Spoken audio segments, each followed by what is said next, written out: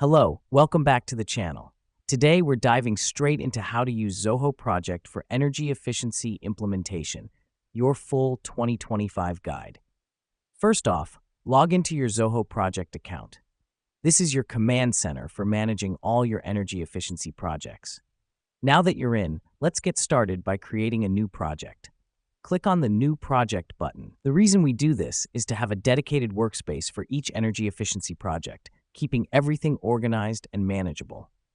Next up, name your project and set the start and end dates. This helps us because it provides a timeline and sets expectations for the project's duration. Remember, setting realistic timelines is crucial for successful energy project management. Once that's done, head over to Tasks and Milestones. Here, you'll break down your project into smaller tasks and assign them to team members. Let me explain why this matters. Breaking down the project into tasks makes it easier to manage, track progress, and ensure nothing slips through the cracks.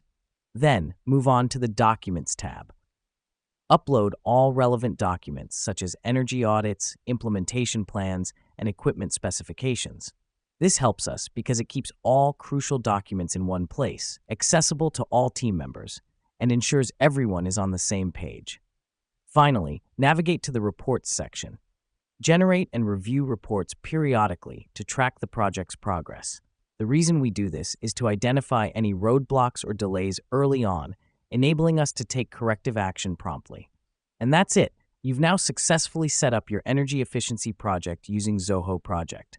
Remember, the key to successful energy efficiency implementation is careful planning, regular monitoring, and prompt action. Thank you for tuning in, and we'll see you in the next video.